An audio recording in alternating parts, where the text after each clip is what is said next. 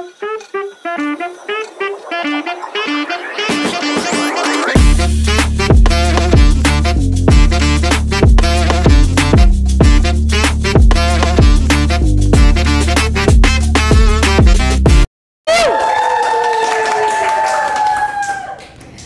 Bang Po, sahabat BPOM di rumah dan yang hadir di studio, apa kabar semuanya? Baik. Kita buka pakai pantun dulu ya, jangan lupa kasih cakepnya. Cuaca cerah antar si abang ke bandara. Cakep. Jangan lupa nonton Peci Merah untuk jadi UMKM Jawara. Yeay. Hari ini ketemu dengan saya Atina dan rekan saya. Halo, dengan saya Dani. Perkenalkan, kami dari Balai Besar POM di Jakarta punya seri podcast baru nih. Namanya Peci Merah, podcast cari solusi, menghibur dan terarah. Ya, betul banget nih Abang Po semua. Hari ini kita ketemu dalam podcast Peci Merah sebagai media Balai Besar POM di Jakarta dalam memberikan informasi, edukasi dan juga solusi terhadap berbagai permasalahan yang mungkin nih Abang Po miliki terkait proses pendaftaran, isu obat dan makanan. Bang Dani, saya mau nanya dulu nih, kenapa tuh, sih Po? dinamain Peci Merah? Kenapa nggak kuning hijau di langit yang biru? Waduh, Po, kalau itu nanti jadinya balonku dong. Nih ya, Po, kita jelasin sedikit nih, Po. Kenapa sih namanya Peci Merah? Supaya sahabat BPOM tahu nih. Jadi, Peci Merah ini punya makna simbolis yang sangat mendalam, terutama terkait dengan sejarah dan identitas budaya Betawi. Peci Merah juga identik dengan para jawara dan tokoh masyarakat pada masa lalu yang melambangkan keberanian, semangat juang, dan perlawanan terhadap penjajah. Nah nih Po, harapannya Peci Merah ini bisa menjadi semangat kita Balai Besar POM di Jakarta dalam memberikan informasi obat dan makanan kepada masyarakat sebagai perlawanan berita hoax yang ada di masyarakat. Wah, filosofi sekali. Filosofi ya banget ternyata. kan, Po? Abang Po sahabat BPOM pernah dengar nggak sih? Katanya mendaftarkan produk di BPOM itu sulit. Terus katanya cari infonya juga susah. Bener nggak sih? Kayaknya banyak banget ya berseliweran info seperti itu ya Bang Dani?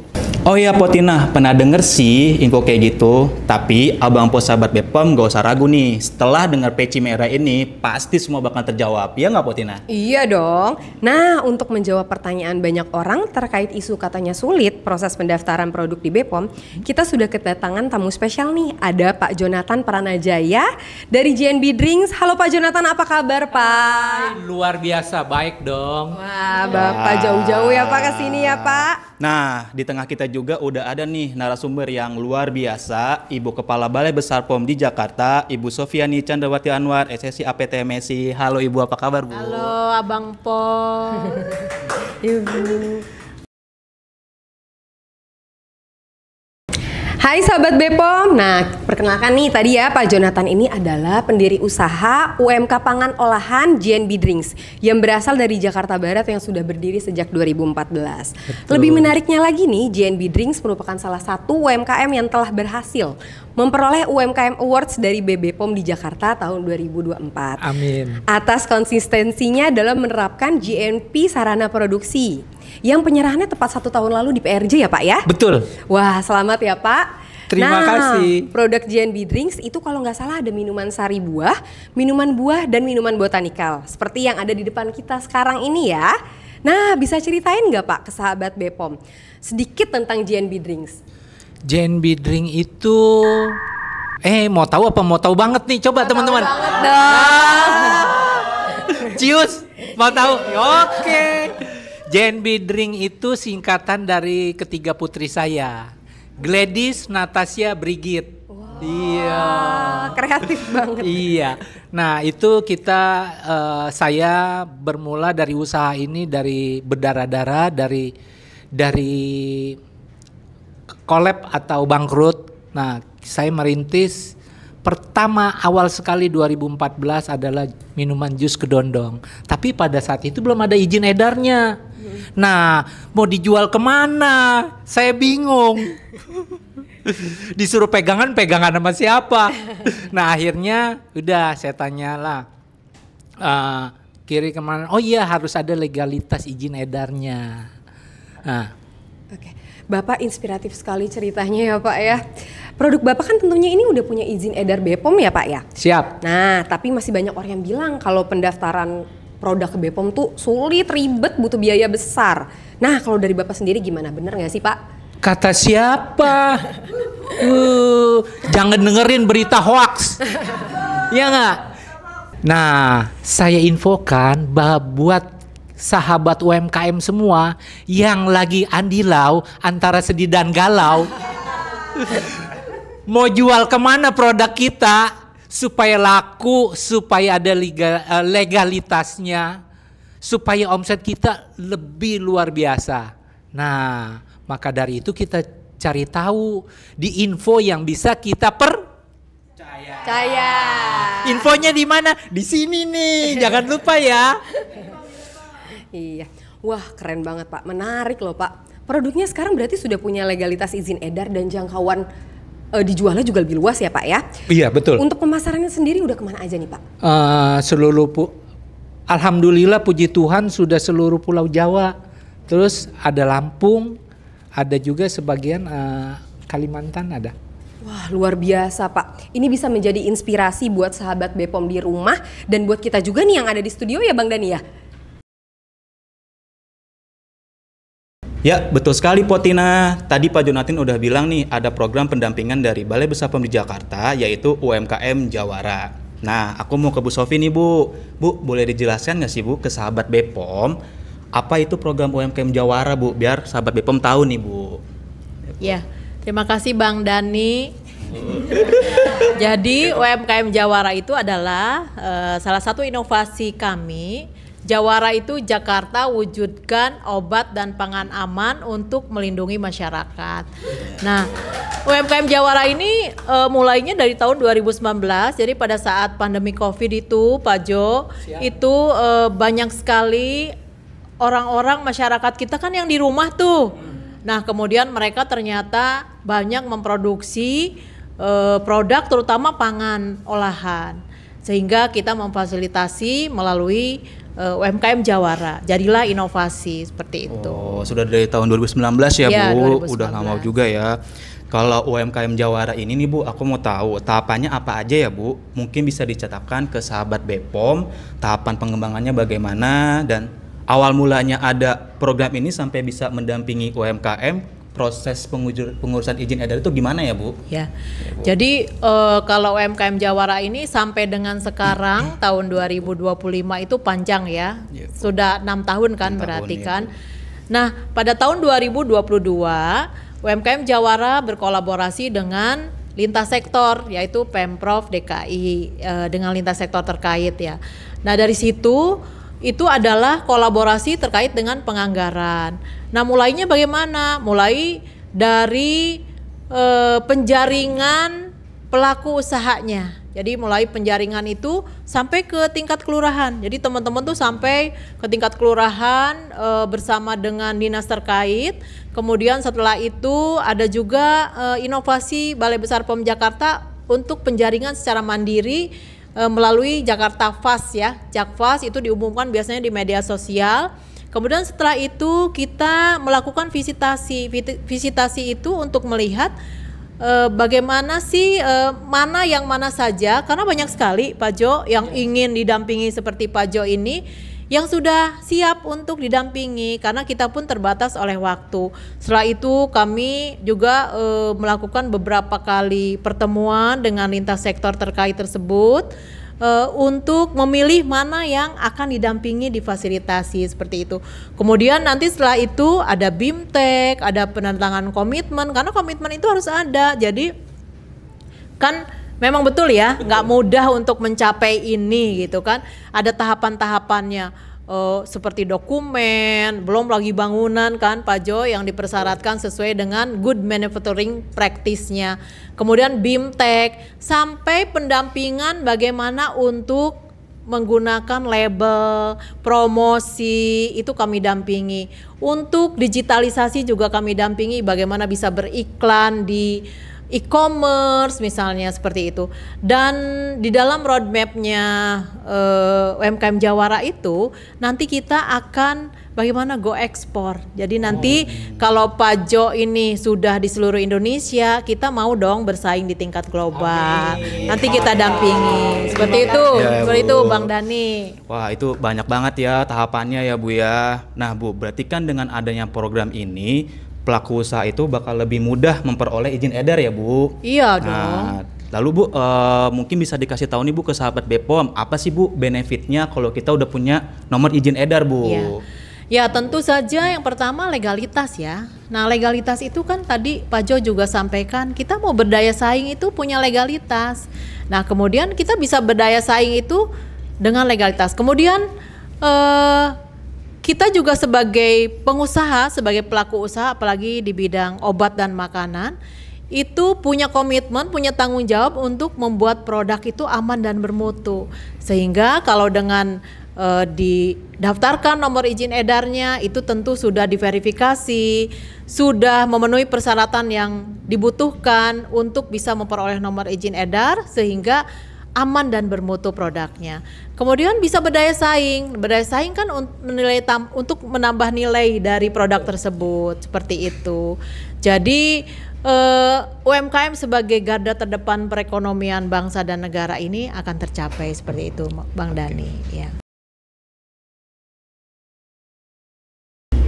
Nah, sekarang udah lebih jelas ya mengenai program UMKM Jawara dari mulai tahapan, program sampai tentang pentingnya izin edar sudah lengkap dijelaskan nih Bang Dani dan sahabat BPOM.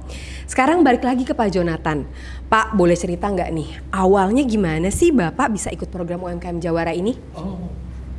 Iya, waktu itu yang tadi saya cerita, waktu itu saya bingung bagaimana caranya supaya omset saya meningkat dan luar biasa. Jadi saya pikir akhirnya ketemulah saya dimentorin sama Ibu Kepala Dinas Perindustrian Perdagangan Koperasi Usaha Kecil dan Menengah, PPK UKM gitu.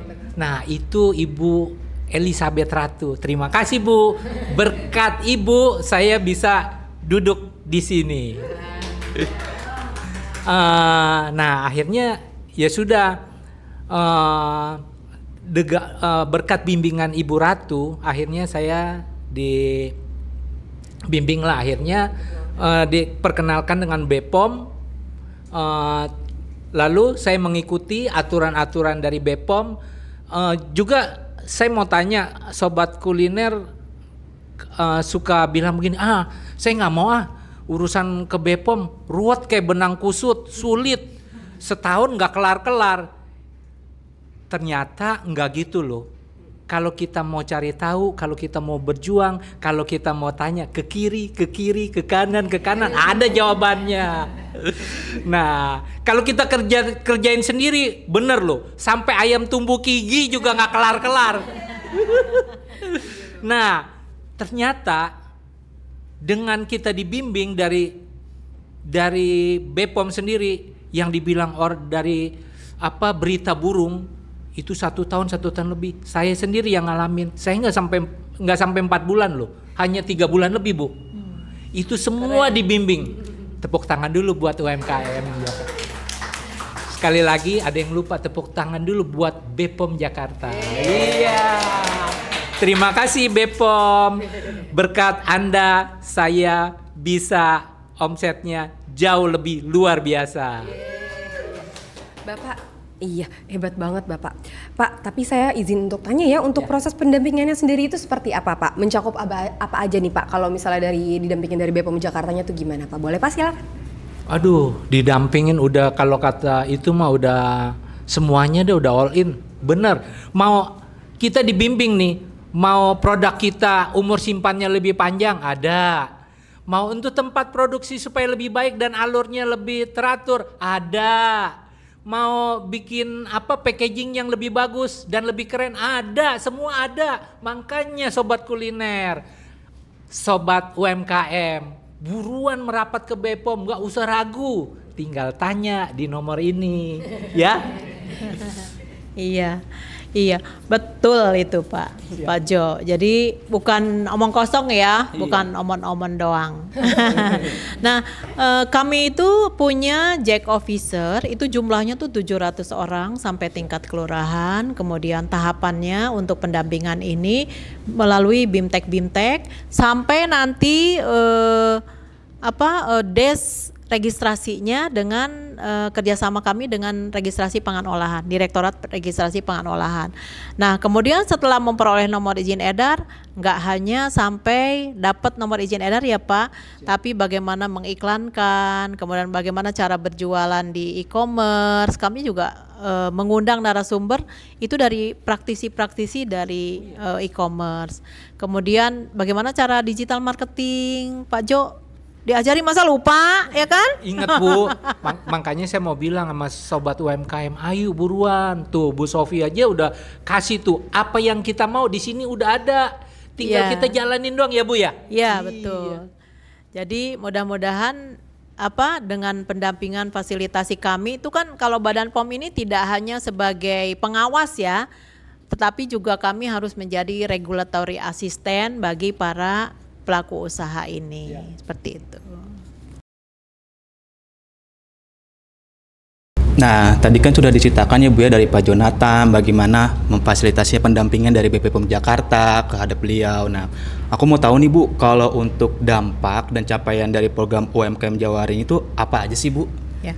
Ya, terima kasih Bang Dani. Aduh, itu UMKM Jawara itu luar biasa ya. Jadi yang pada awalnya kita itu Pak Jo hanya punya anggaran itu sekitar di bawah 500 juta untuk pendampingan UMKM, dan ternyata itu hanya cukup untuk 20 pengusaha aja ya. Kan sekarang jangan pelaku usaha, katanya pengusaha UMKM ya disebutnya, karena kalau pelaku itu tanda kutip suka berhubungan dengan hal negatif.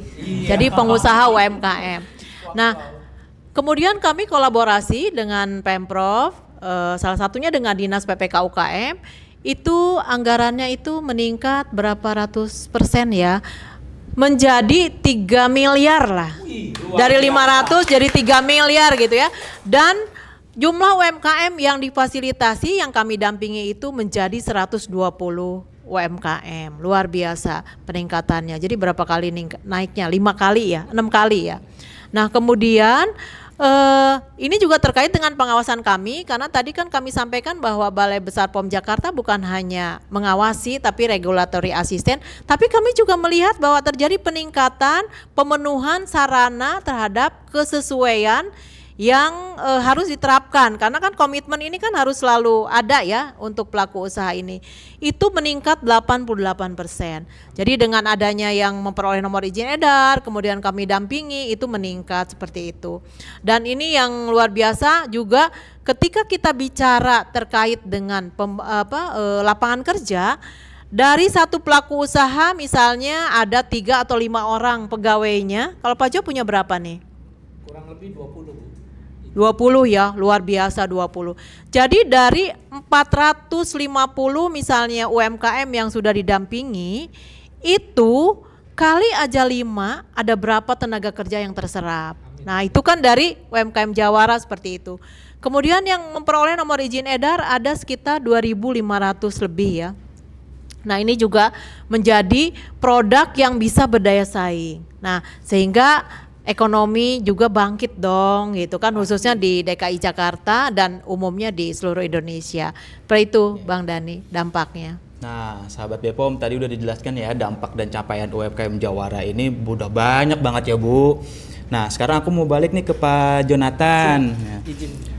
Pak, tadi kan udah diceritakan ya sama Bu Sofi ya Pak terkait capaiannya. Nah, dari Pak Jonathan sendiri sebagai pelaku usaha, apa sih Pak dampak yang Bapak rasakan dengan adanya program ini nih kepada usaha Bapak nih gitu Pak? Bang Dani, jujur dampaknya itu sangat amat luar biasa. Wow. Dari GNB ini ketiga anak saya semua dapat beasiswa Bu. Wow. Iya. Semua ini buat motivasi para UMKM. Ketiga anak saya itu 2 sekolah di Taiwan, 1 sekolah di Beijing, itu semua dapat beasiswa dari GNB. Iya. Luar biasa kan?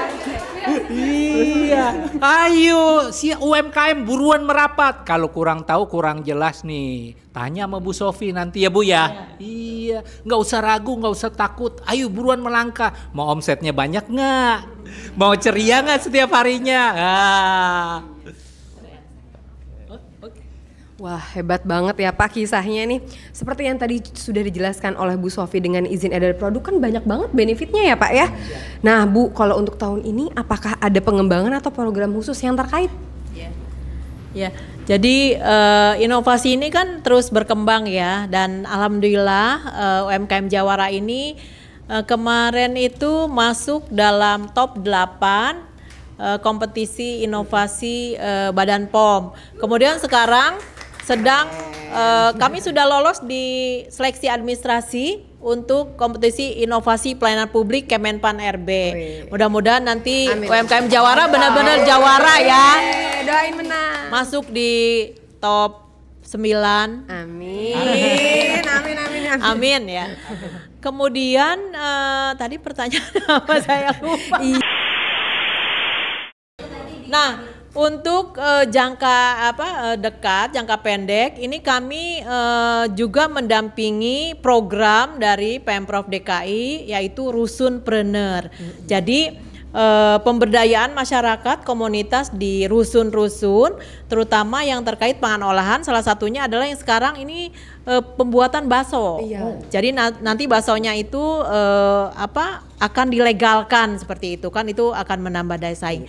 Kemudian untuk selanjutnya, untuk pengembangan inovasi ini tadi saya sampaikan bagaimana UMKM ini nanti bisa go ekspor. Jadi nanti kami akan bekerja sama tentunya dengan lintas sektor terkait untuk membantu memfasilitasi untuk ekspor ya Pak Jo. Jadi nanti selanjutnya kita bersaing di tingkat global seperti itu ya. Iya.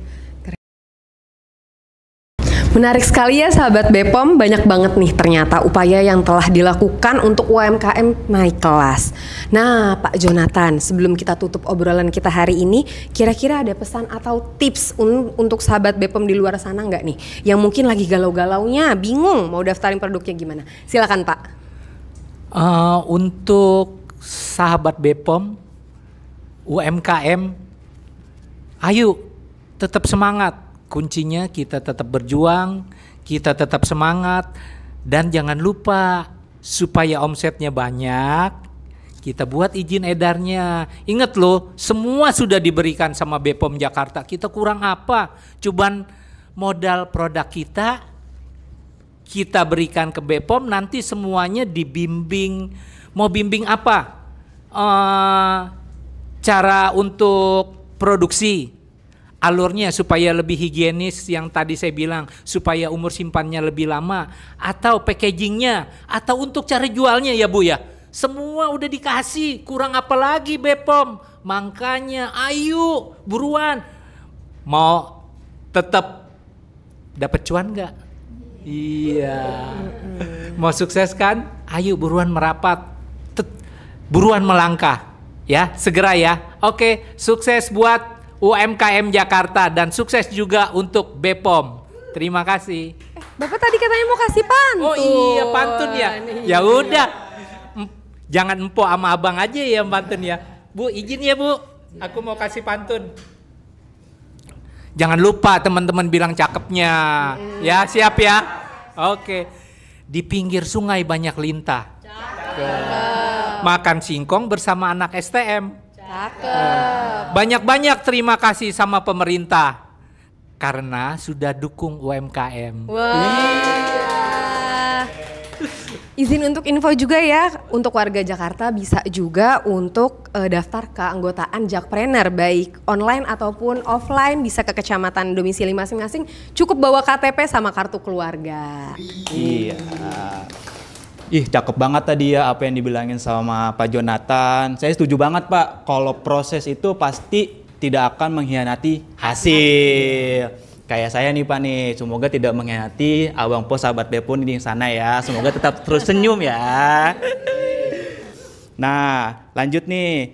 Kalau aku mau nanya ke Bu Sofi, Bu, ada nggak pesan untuk para pelaku usaha UMKM di luar sana yang mereka juga pengen sama nih Bu kayak Pak Jonathan biar bisa naik kelas Bu? Silakan ya, Bu. Ya dong Bang Dani.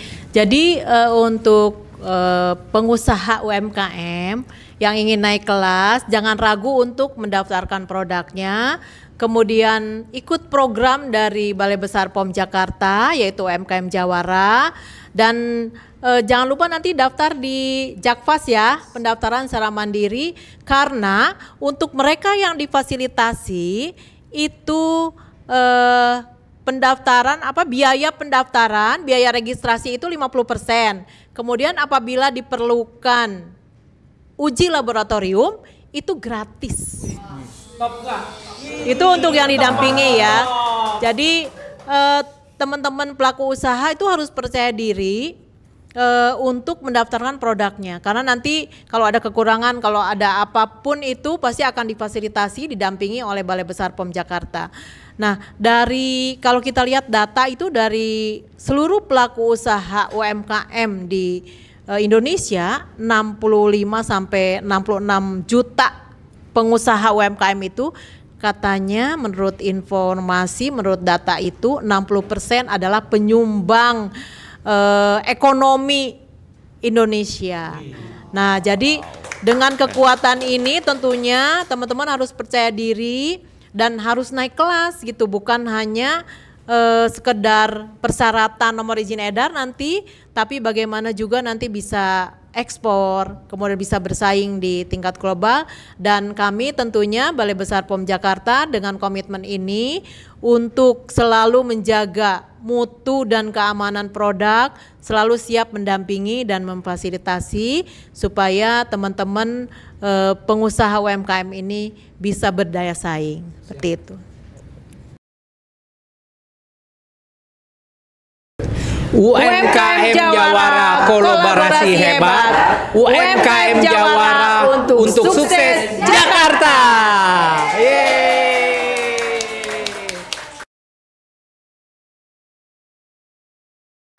Iya, Bapak kan udah jauh-jauh ya main nih ke Balai Besar POM di Jakarta. Dari mana Pak? Jakarta Barat? Iya, dari barat ke timur, selatan ke utara ya Pak ya? Iya, betul. Sayang banget kalau kita nggak ikut challenge nih Pak dari Balai Besar POM di Jakarta Pak. Apa nih challenge-nya? Pak, nggak Ninja Warrior kok Pak. Ini cuman TikTok aja, bikin TikTok atau enggak kita bikin pantun aja gitu Pak. Pak, boleh kita maju dulu ya untuk spin wheel challenge-nya Pak. Mari, silakan. Boleh. Semoga pantun ya Pak ya. Semoga dapetnya pantun ya Pak. Ayo, 1, 2, 3. Deg-degan. Apa ini dapatnya nih? Apa ini? Pantun. TikTok.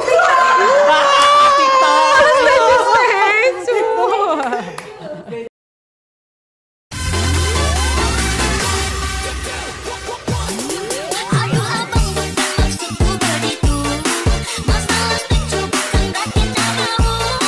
Dua orang dikit tak bisa, coba kasih effortnya saja. Kalau memang cocok bisa datang ke rumah. Doni Fernanda di Bos.